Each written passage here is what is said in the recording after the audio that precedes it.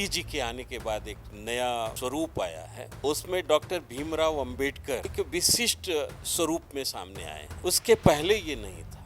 धारा 370 पर जो निर्णय वर्तमान सरकार ने ली, यही एग्जैक्टली विचार डॉक्टर भीमराव अंबेडकर का था। ये बहुत जगह इस बात को उन्होंने मेंशन किया कि वो नहीं चाहते थे कि कश्मीर के लिए अलग से कोई लॉ बने। डॉक्टर अंबेडकर को फॉलो करने वाले वही लोग हैं जो डॉक्टर अंबेडकर का सही चेहरा आज देश के सामने लाए, और वो मैं खुल करके कह सकता हूँ कि वो है नरेंद्र मोदी।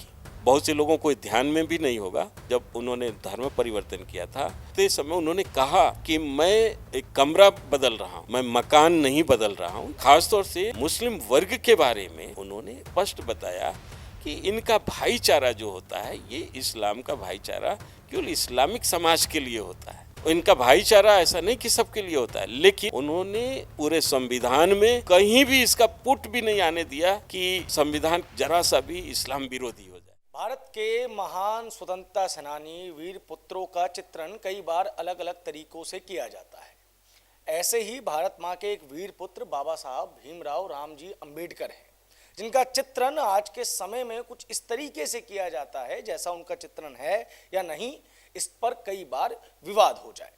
एक बड़ा प्रश्न है कि क्या आज जिस तरीके से बाबा साहेब की छवि एक पूरा का पूरा मीडिया का गिरोह और खुद को इंटेलेक्चुअल कहने वाली लॉबी करती है, क्या उसी तरीके से बाबा साहेब का चरित्र था?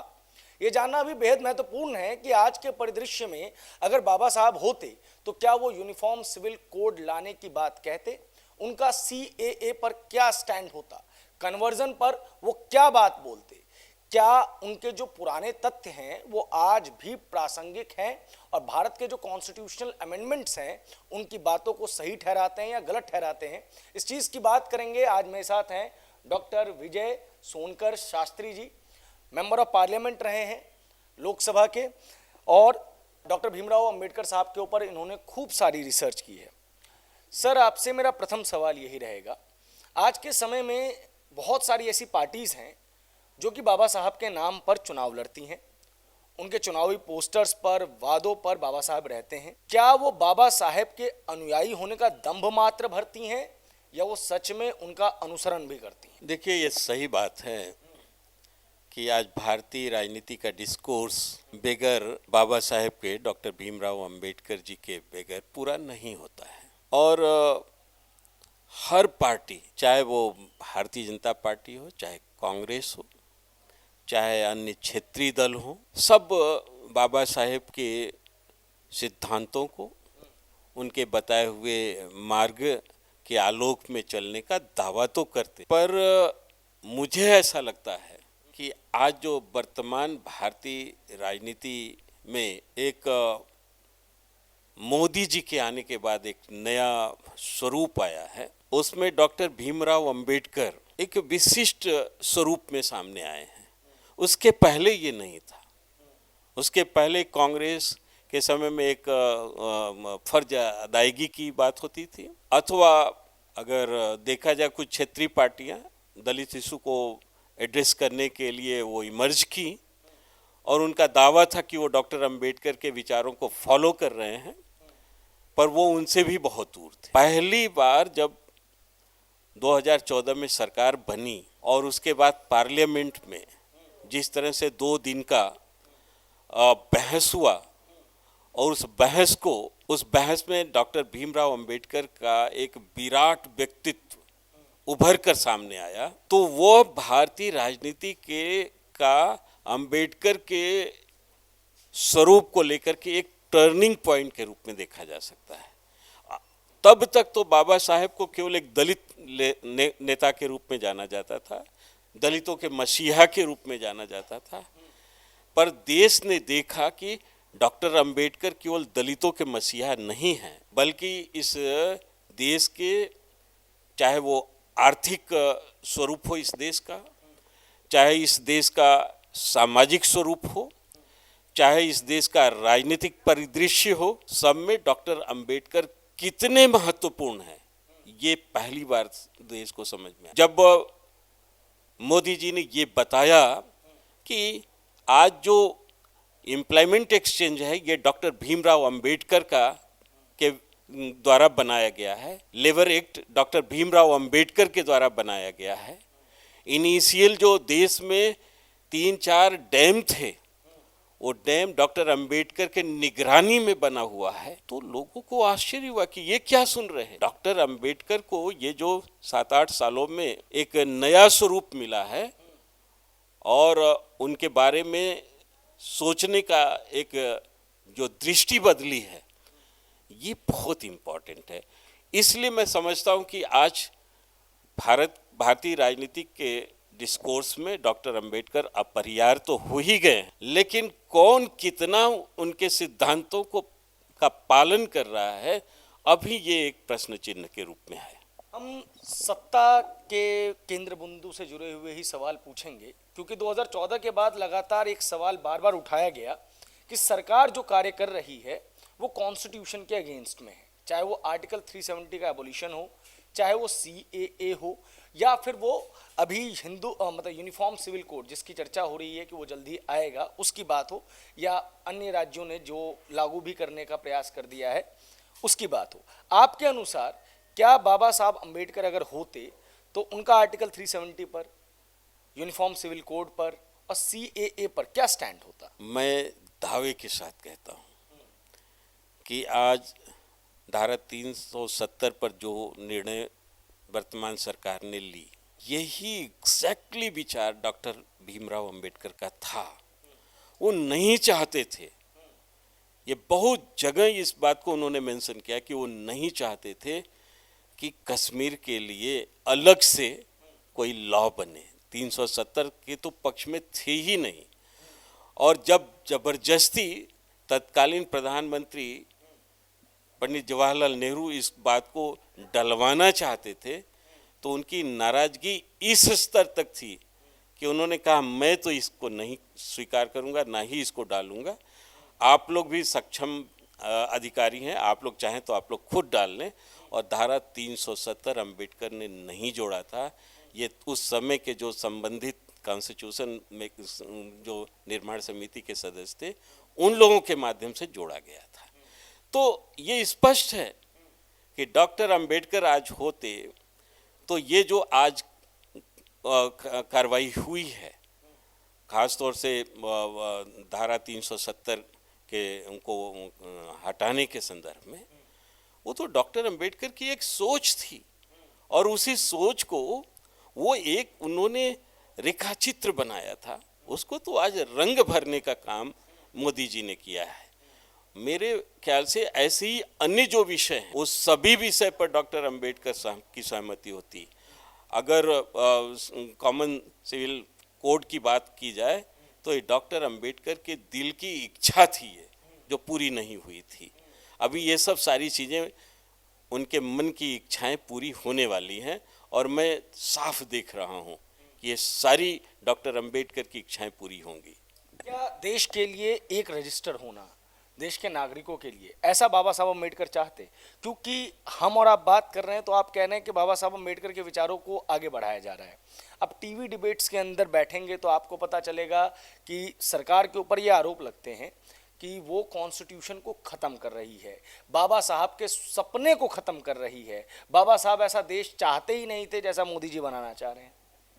देखिए, मैं दावे के साथ कह सकता हूँ कि आज जो अंबेडकर मिशन के जो सो कॉल्ड लोग हैं, मैं तो नाम लेकर के बताना चाहूँगा कि जो तमाम दलित लीडर हैं, मायावती और चंद्रशेखर और ऐसे जैसे लोग, ये डॉक्टर अंबेडकर को पढ़े ही नहीं, सुने हैं। और सुने किससे हैं? वो जो इतिहास को विकृत करके सामने लाते हैं। देखिए, एक उदाहरण मैं बताना चाहूँगा। डॉक्टर अंबेडकर ने 1927 में मनुस्मृति को जलाया, ये तो सच बात है, और ये कहते हुए कि एक वर्ग विशेष के प्रति अपमानजनक बातें इसमें है। लेकिन वही डॉक्टर अंबेडकर 1948 में जब दी अनटचेबल नाम का किताब लिखते हैं और उसके पेज नंबर 100 पर लिखते हैं, there was no untouchability in Manu era, Sudraj and Antej was never untouchable in India. तो इसका क्या मतलब लिया जाए? इसका मतलब साफ साफ कि उन्होंने मनु को रिटन क्लीन चिट दिया है, पर आज इन लोगों के मुंह से मनुवाद की रट लगी रहती है। अंबेडकर ने भी ये नहीं बोला होगा जितना ये लोग बोल रहे हैं। अंबेडकर को अगर सही मायने में देखना है तो 1940 के पहले के अंबेडकर और 1940 के बाद के अंबेडकर को देखा जाए, तब जाकर के अंबेडकर के व्यक्तित्व को समझने में एक तरह से न्याय हो सकता है। लेकिन आज सारे लोग ये तो कहते हैं कि हम अंबेडकर के को फॉलो कर रहे हैं, पर अंबेडकर को कौन फॉलो कर रहा है ये समय बता रहा है और समय बताएगा भी। कौन फॉलो कर रहा है अंबेडकर जी को? डॉक्टर अंबेडकर को फॉलो करने वाले वही लोग हैं जो डॉक्टर अंबेडकर का सही चेहरा आज देश के सामने लाए हैं। और वो मैं खुल करके कह सकता हूं कि वो है नरेंद्र मोदी, देश के प्रधानमंत्री। उन्होंने तय किया है कि डॉक्टर अंबेडकर के एक एक चीज़ को हम, एक एक सोच जो उनकी थी, एक एक सिद्धांत जो उनका था, जो कहीं ना कहीं आज 75 वर्षों में दबा दिया गया है, उसको हम सामने लाएंगे। और वो ला रहे हैं और मुझे पूरा विश्वास है कि मोदी जी जो कहते हैं वो करते हैं और उन्होंने करके दिखाया है। ये अवश्य होने जा रहा है भारत के राजनीतिक इतिहास में। एक और चीज़ है जो बहुत ज़्यादा चर्चा का केंद्र बनी हुई है 2014 के बाद से, कन्वर्जन और एक सूडो सेक्युलरिज्म। एक वर्ग जो है वो जब किसी जाति विशेष के व्यक्तियों के ऊपर अपराध होता है और किसी जाति विशेष के लोगों द्वारा ही किया जाता है, तब वो बताते हैं कि इसलिए बाबा साहब भीमराव अंबेडकर ज़रूरी हैं। लेकिन जब अपराधियों में और जो विक्टिम्स हैं उनमें जातियों की अदल बदल हो जाती है, तब वो मौन धारण कर लेते हैं। इसके ऊपर आप क्या कहेंगे? ये देखिए, ये हिपोक्रेसी है। ये जो दलित लीडर हैं वो कितने कमज़ोर हैं मानसिक रूप से कि वो खुल कर के सामने नहीं आते हैं। वो गुलामी करते हैं। वो डॉक्टर कहते हैं कि हम डॉक्टर अंबेडकर को फॉलो करते हैं, लेकिन डॉक्टर अंबेडकर को फॉलो नहीं करते हैं। डॉक्टर अंबेडकर तो वो शेर थे जो सच्चाई के लिए दहाड़ा करते थे और देश सुनता था।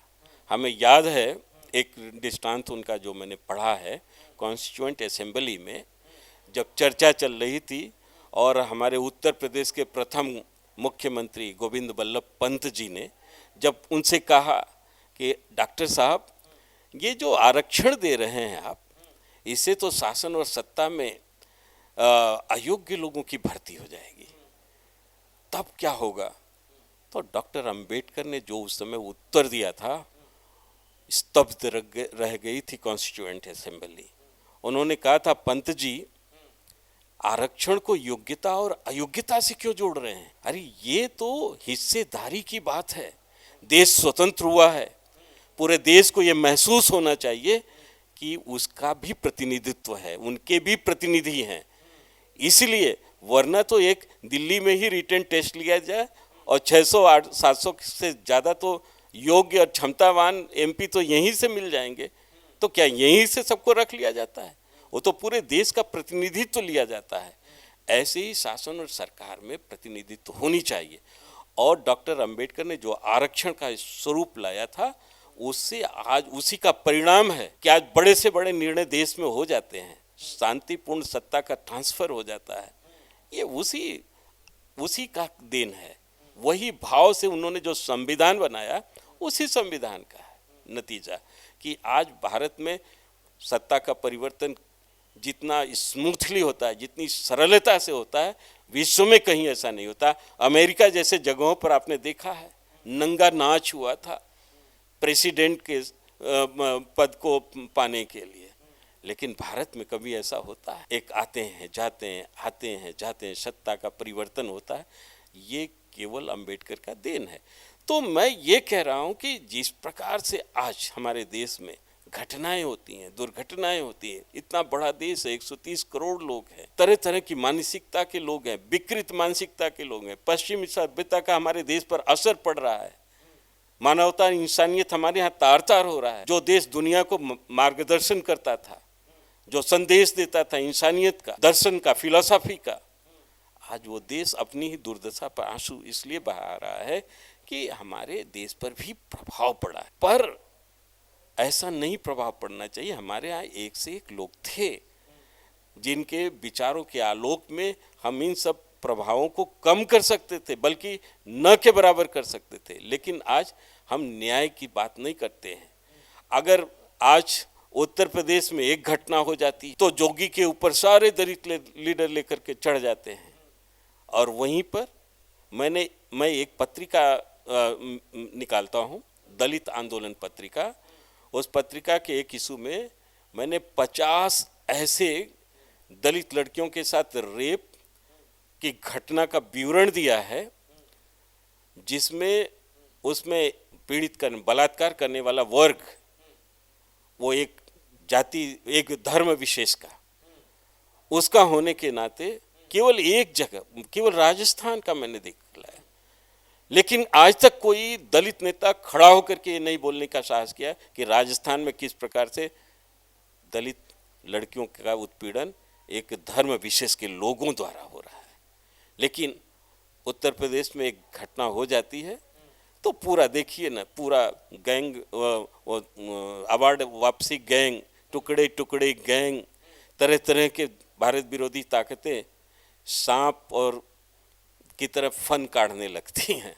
आपने जिन लोगों का जिक्र किया सर, वो खुद को रिप्रेजेंट इस तरीके से करते हैं कि वो कॉन्स्टिट्यूशन को बचाने वाले हैं। मैं इस पे बाद में आऊँगा, लेकिन एक सवाल का जवाब मुझे आप दीजिए। कुछ पॉलिटिकल पार्टीज़ हैं जो बाबा साहब को फॉलो करने की बात कहती हैं। एक ऐसी पार्टी दिल्ली में भी है, वो बाबा साहब के सपनों का भारत बनाना चाहती है। और उनके जो एक मंत्री हैं राजेंद्र पाल गौतम, वो हिंदू देवी देवताओं पर अभद्र टिप्पणी करते हुए पाए जाते हैं। आपको लगता है कि बाबा साहब ऐसा करते, या उनके विचारों में इसकी कोई जगह है?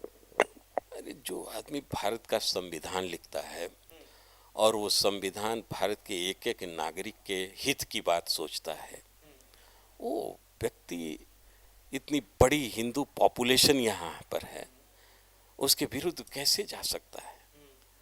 देखिए, इस संदर्भ में अगर डॉक्टर अंबेडकर के विचारों को समझना है तो आपको ये भी समझना होगा कि डॉक्टर अंबेडकर ने किस परिस्थिति में ये निर्णय लिया था कि वो हिंदू फोल्ड से बाहर नहीं निकले थे, बल्कि एक नए पंथ को स्वीकार किए थे। वो पंथ था, वो धर्म नहीं था। उन्होंने तो स्पष्ट रूप से कहा था। ये तो गौतम को समझना पड़ेगा। गौतम जी जैसे लोग नहीं समझ सकते, पढ़ते ही नहीं है। उन्होंने अपने भाषण में ही कहा था 14 अक्टूबर 1956 को, जब उन्होंने धर्म परिवर्तन किया था। और शायद बहुत से लोगों को ध्यान में भी नहीं होगा, 14 अक्टूबर 1956 को जब उन्होंने धर्म परिवर्तन किया था, उसके बाद 1 महीने 20 दिन बाद उनका निधन भी हो गया था। 6 दिसंबर को, आज का दिन 6 दिसंबर जो है, वो उनका निधन हो गया था। उन्होंने ये धर्म परिवर्तन करने का, उनका पंथ परिवर्तन करने के समय उन्होंने कहा कि मैं रूम छोड़ रहा हूँ, एक कमरा बदल रहा हूँ, मैं मकान नहीं बदल रहा हूँ, ये कहा है उन्होंने। ऐसे लोगों को समझना चाहिए कि बाबा साहब के मन में क्या पीड़ा थी, क्यों उन्होंने ऐसा किया था।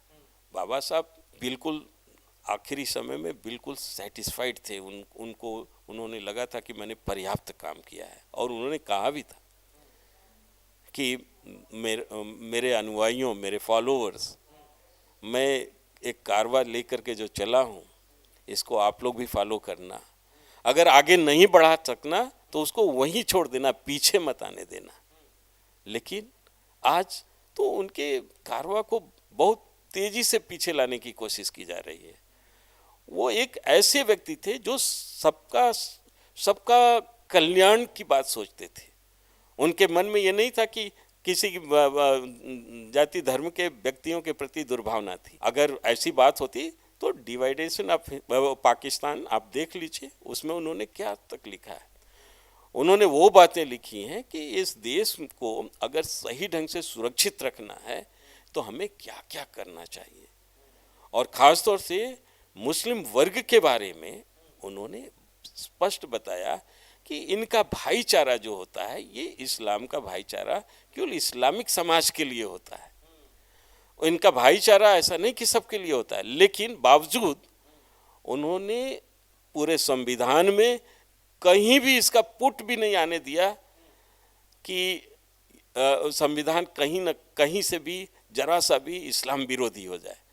उन्होंने तो एक ऐसा संविधान बनाया जो सबके ऊपर लागू हो रहा था और उस संविधान से सबका संरक्षण और सबका हित हो रहा था, सबको समान अवसर मिल रहा था और सब लोग एक इस खूबसूरत देश के समृद्धि की कामना कर सके, ऐसा उन्होंने स्वरूप खड़ा किया था। पर आज क्या होता जा रहा है, सारी चीज़ें अलग अलग, देश को बांटने वाली शक्तियां खड़ी हो रही हैं, उनको इसी देश के लोग महत्व दे रहे हैं। वो तो संविधान विरुद्ध ही है। आप बताइए ना कि संविधान परिवर्तन क्यों करना चाहिए। लोग एक पैदा करते हैं भ्रम कि भारतीय जनता पार्टी के लोग या मोदी जी संविधान बदल देंगे। अरे कैसे बदल देंगे बताइए। जो दुनिया का सर्वश्रेष्ठ संविधान हो, जिसमें सबके संरक्षण की बात कही गई हो और देश जिसे स्मूथली चल रहा हो, उसको क्यों बदल दिया जाएगा भाई। हम तो ये कह रहे हैं कि अब तो डॉक्टर अम्बेडकर भी आ जाएं तो भी भारत के संविधान को नहीं बदल सकते हैं। क्यों? क्योंकि ये संविधान की खासियत है और इसको उन्होंने स्वयं इन सब खासियत पर लंबा अपना अनुभव उसके साथ इसका निर्माण किया था।